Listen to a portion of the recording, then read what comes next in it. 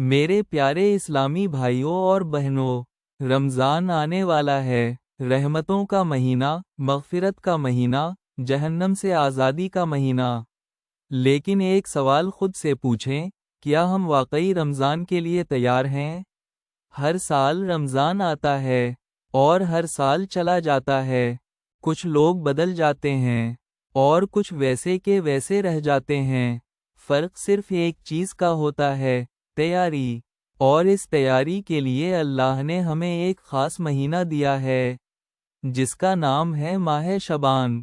آج ہم جانیں گے وہ 5 کام جو اگر آپ شعبان میں شروع کر لیں تو آپ کا رمضان آسان بھی ہوگا اور بابرکت بھی۔ پہلا کام، روزوں کی عادت ڈالیں۔ نبی کریم صلی اللہ علیہ وسلم شعبان میں کثرت سے روزے رکھتے تھے۔ حضرت عین الف یا حمزہ شین ہے فرماتی ہیں کہ میں نے آپ صلی اللہ علیہ وسلم کو شعبان سے زیادہ کسی مہینے میں روزے رکھتے نہیں دیکھا۔ سوچیں، جب رمضان آئے اور ہم اچانک روزے شروع کریں تو جسم بھی تھکتا ہے اور طبیعت بھی گھبراتی ہے۔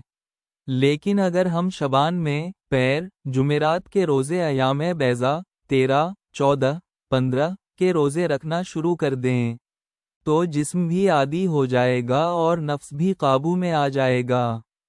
فائدہ، رمضان کے پہلے روزے مشکل نہیں لگیں گے۔ دوسرا کام، قرآن سے تعلق مضبوط کریں۔ ہم میں سے اکثر لوگ رمضان میں قرآن شروع کرتے ہیں مگر دل نہیں لگتا، نیند آتی ہے، توجہ نہیں بنتی۔ کیوں؟ کیونکہ ہم نے پہلے تیاری ہی نہیں کی۔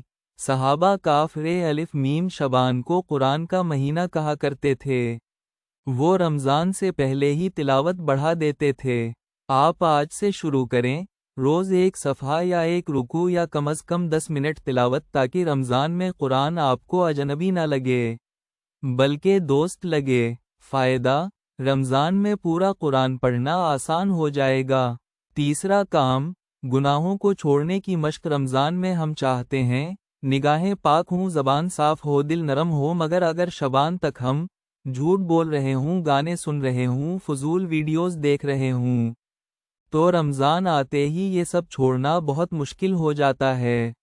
اس لیے شعبان میں ایک ایک گناہ کو نشانہ بنائیں۔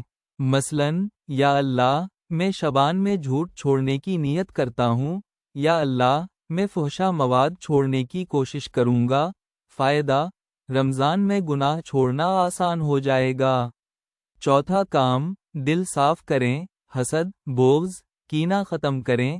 نبی صلی اللہ علیہ وسلم نے فرمایا کہ شعبان کی 15ویں رات اللہ بہت سے لوگوں کو بخش دیتا ہے مگر کینہ رکھنے والوں کو نہیں۔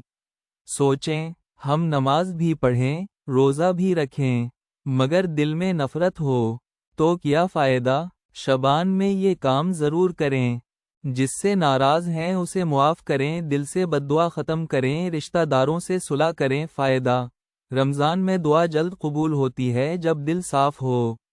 پانچواں کام، نماز اور عبادت کا لیول بڑھائیں۔ رمضان میں ہم چاہتے ہیں پانچوں نماز وقت پر، تراویح، تہجد، مگر اگر ہم شعبان میں فجر بھی قضا کر رہے ہوں تو رمضان میں اچانک نیک بن جانا آسان نہیں ہوتا۔ شعبان میں چھوٹے قدم اٹھائیں، فجر وقت پر پڑھنے کی کوشش، عشاء کے بعد 2 نفل، روز 5 منٹ ذکر۔ فائدہ، رمضان میں عبادت بوجھ نہیں لگے گی، عادت بن چکی ہوگی۔ شعبان برابر رمضان کا پل۔ میرے بھائیوں اور بہنوں، شعبان کو ایسے سمجھیں جیسے ایک پل ہے۔ اگر آپ اس پل کو مضبوطی سے عبور کر گئے تو رمضان میں داخلہ شان سے ہوگا، لیکن اگر شعبان غفلت میں گزر گیا تو رمضان بھی نیند، سستی اور ضیاع میں گزر سکتا ہے۔ ذرا سوچیں، اگر یہ ہمارا آخری رمضان ہو اور ہم نے تیاری ہی نہ کی ہو، کتنے لوگ پچھلے سال ہمارے ساتھ تھے آج قبروں میں ہیں اور ہم ابھی بھی غفلت میں ہیں۔ شعبان ہمیں جگانے آیا ہے۔